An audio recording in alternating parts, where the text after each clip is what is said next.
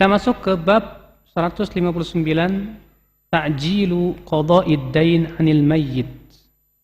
Mempercepat pembayaran hutang buat si mayat. Artinya kalau si mayat itu meninggal dalam keadaan meninggalkan hutang, hendaknya dipercepat pembayaran hutang dulu. Jangan dulu harta warisannya itu dibagi-bagikan selama masih punya hutang.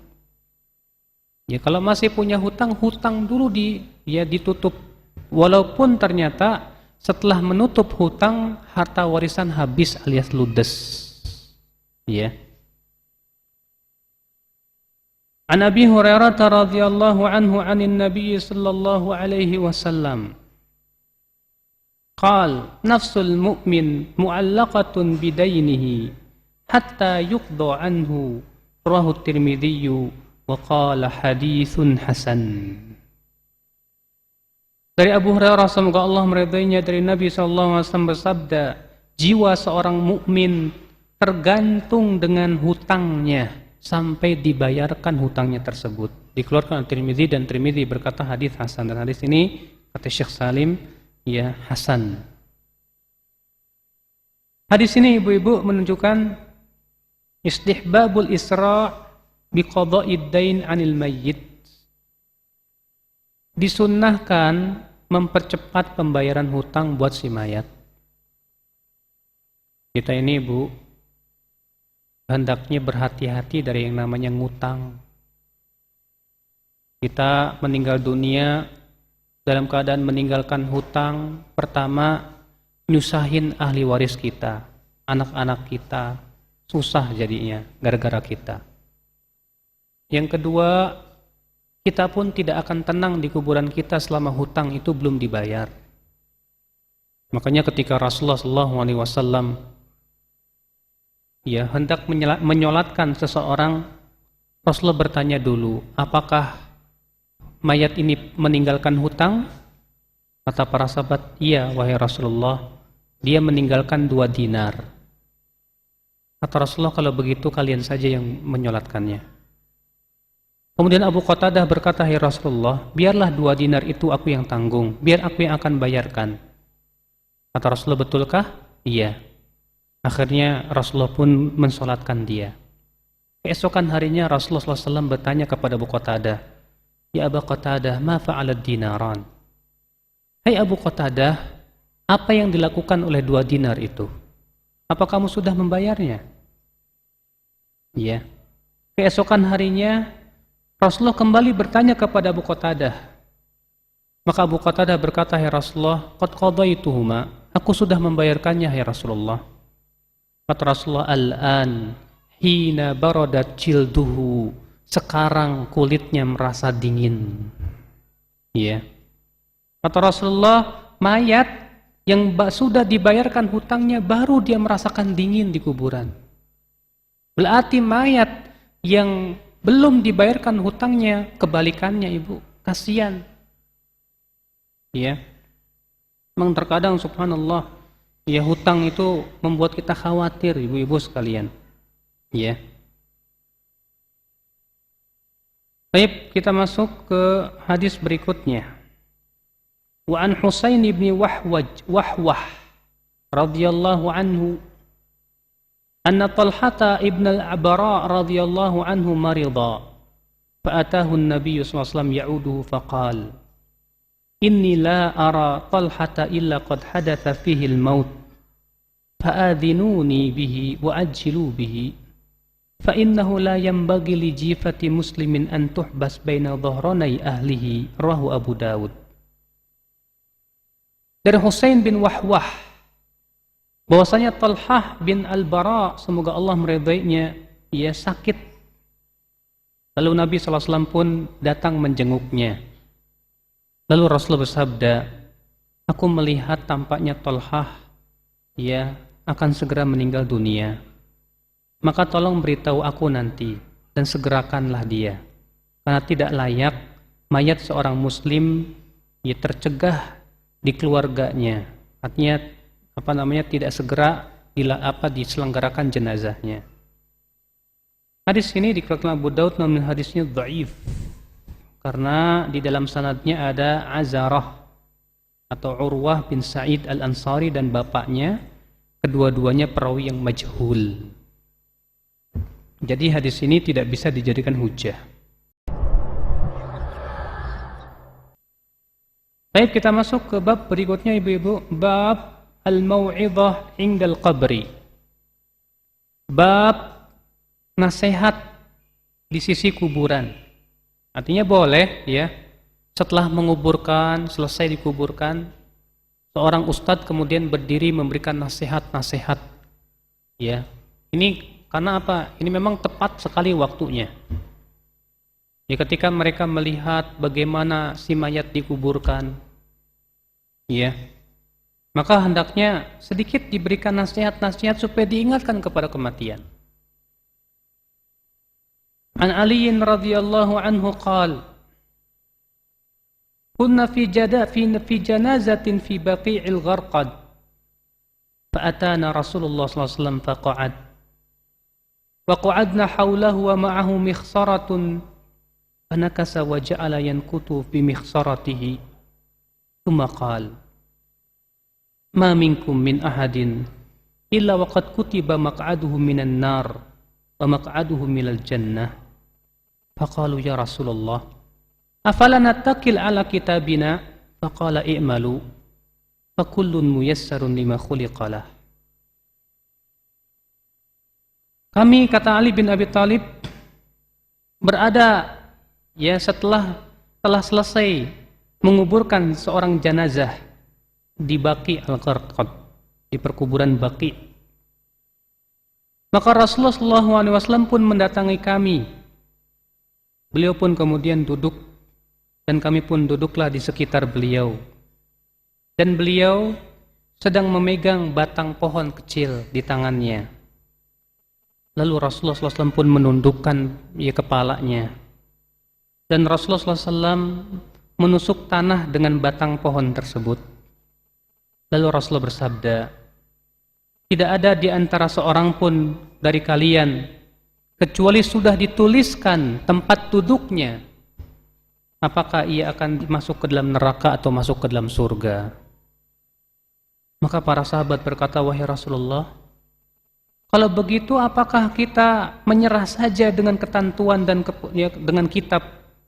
Artinya buat apa kita beramal, hai Rasulullah, kalau kita sudah ditentukan di surga atau di neraka, hai Rasulullah? Buat apa kita beramal? Kata Rasulullah, beramal saja kalian.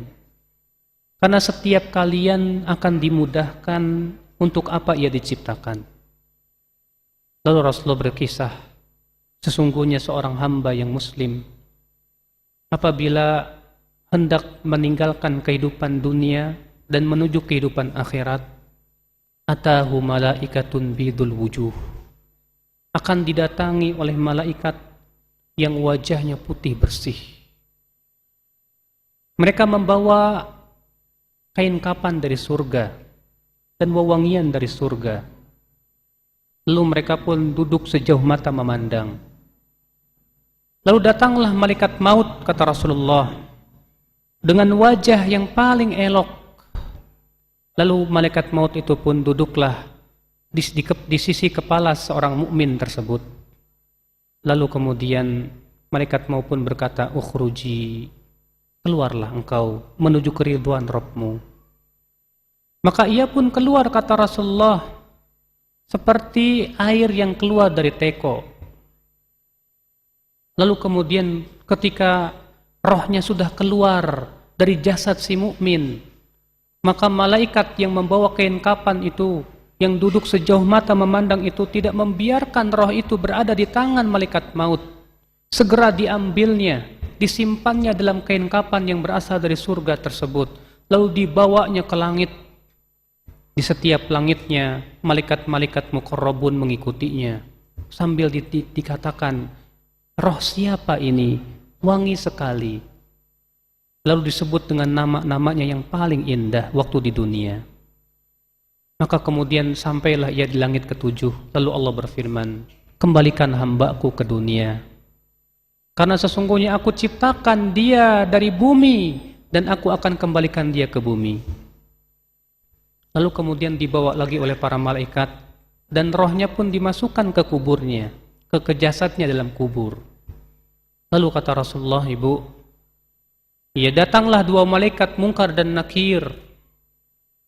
Lalu kemudian dua malaikat Munkar dan Nakir ini, ya, bertanya kepada dua orang ini sambil membentak, kepada mayat ini sambil membentak, siapa Rabbmu?